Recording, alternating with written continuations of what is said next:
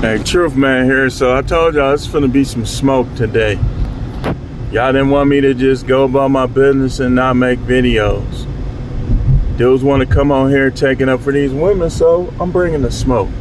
On this video, I want to talk about how black women / modern women in general are the new slave masters.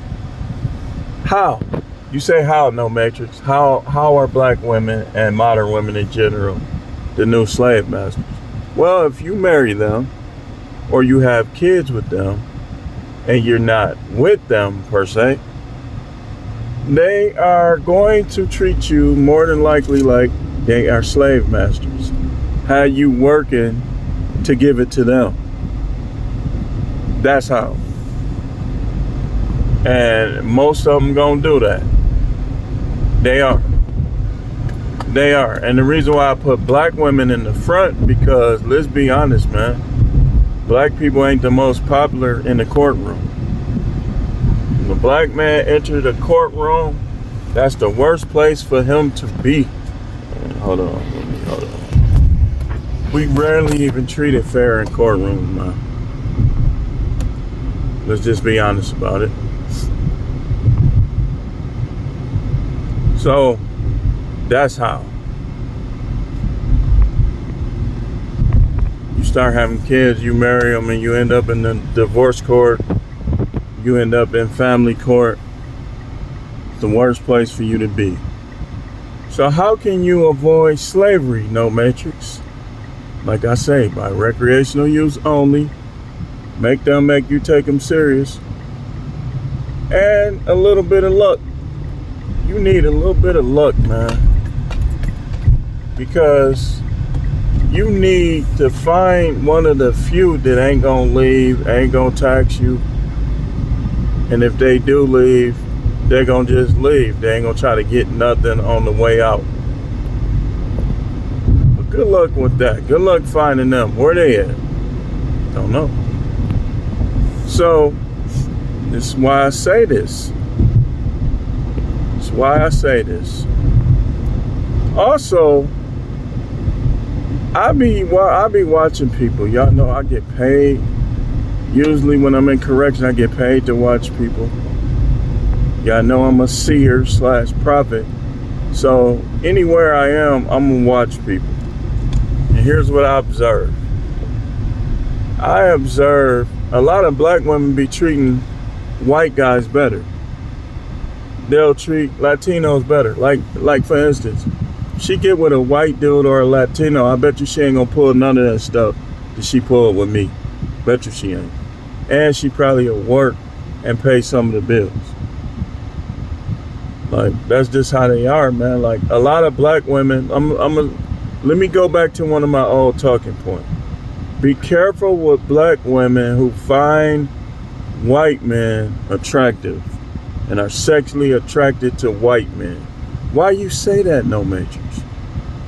Because it's just gonna be something in them that's gonna be opposed to you as a black man when they have those type of fetishes and appetites towards white guys. Now, I think O'Shea just proved this.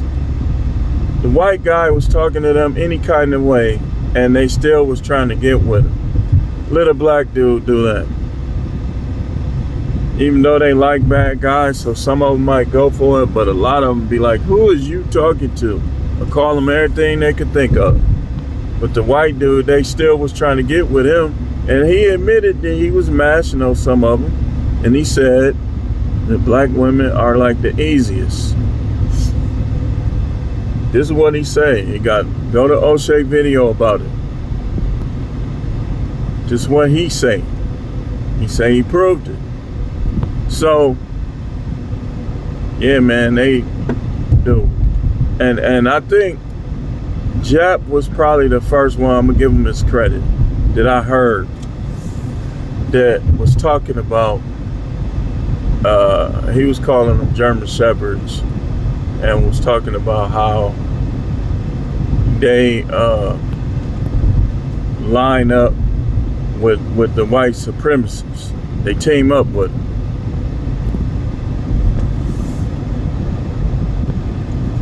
So I have yet to see a lot of proof where I can come to their defense and say, no, Minister Jap, that's not true. This, that, no. It's looking true in a lot of situations, a lot of circumstances. I was just was watching somebody. I was at the grocery store. I'm just watching, like, she looked real happy talking to dude. Because the same person, I noticed, y'all know I be observing, when she talked to black people, she has a different demeanor. Something wrong with that. And let's go off subject on subject. Let me tell you something. Everybody has a right to believe how they want. But I'm going to tell you something. I agree with the FBAs. And I don't think it's racism. I think it's we just doing what everybody else do. Here's the thing. Here's the thing right here. When people come from other places, they not coming to support you.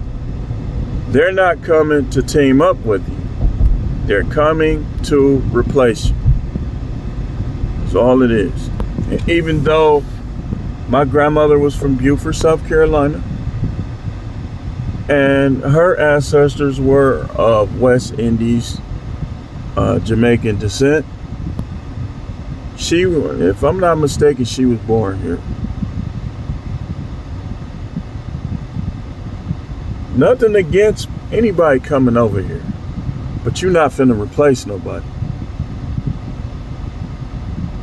If you wanna come and carve a niche for yourself, fine. But you ain't finna replace nobody. And shouldn't nobody be letting them replace. If you letting them just come replace you, then you ain't digging your knuckles in the dirt far enough. You ain't grinding hard enough. They should be able to, for them to be able to come over here so easy and have such an easy time, that says a lot about all the rest of us. What are we not doing? We're so easy for them. And stop thinking it's the same thing. If as a person born in the U.S., their ancestors were slaves, were forced to work free labor, as somebody who wasn't. Now, don't get me wrong. We all got some ancestors that weren't slaves. We don't. But most of the slaves didn't come from Africa. Only 2%. They say 4%, but my research was 2%. Most of them were already here, already knew how to till the land. Like, they just don't want us to know that we the natives, because then we could draw papers and charges against them for stealing the land from our ancestors. So, of course, Ancestry.com and all the rest of them gonna try to say, are you African? I knew something in the back of my mind told me that something wasn't true about that. Because when I did research, some of them dudes were 7 feet tall, weighing 300, all muscle. Then other dudes was 5'5", but they were still 200 pounds of muscle.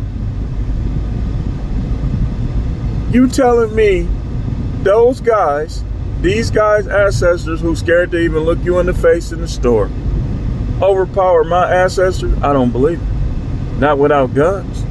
So when I did the research, they start building guns. That's how one of the ways they were able to beat them, because our ancestors just had axes, bow and arrows, stuff like that.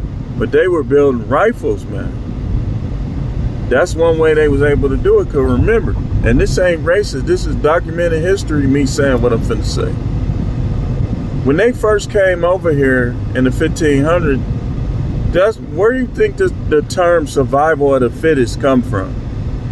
That come from, they were eating each other's brains. They would attack like orphans, and would and it's even look. You could look this up. Look up girl in the museum who was attacked with an axe. in 1507. The guy saw that she was alone. He attacked her and ate her brain. Like, remember the movie Brains? Remember that? So everybody's starting to talk about this, man. I'm kind of on the lines with Mike TV and Tariq.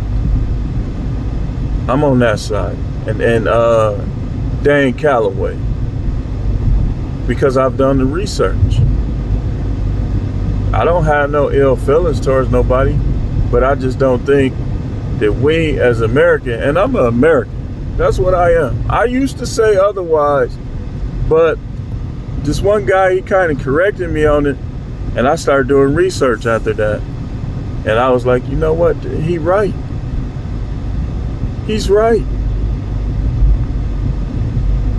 Because that's how I am. I'm not going to just, like, if somebody right, I'm not going to just try to keep believing and teaching the wrong. But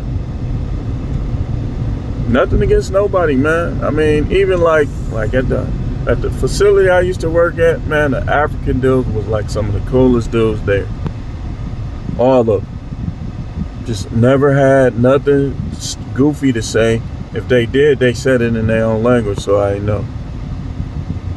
Even in Texas, man, like a couple of my best friends down there were like African guys. So I'm not dissing, I'm not dogging them out or nothing like that. But at the same time, why are people so quick to holler racism when black people try to do what everybody else do? And you can't tell me, because I do the deliveries. So I'll go to the Indian restaurant and pick up, and it's going to an Indian. I'll go to the Mexican restaurant and pick up, and it's going to the Mexican. I see them all day long sticking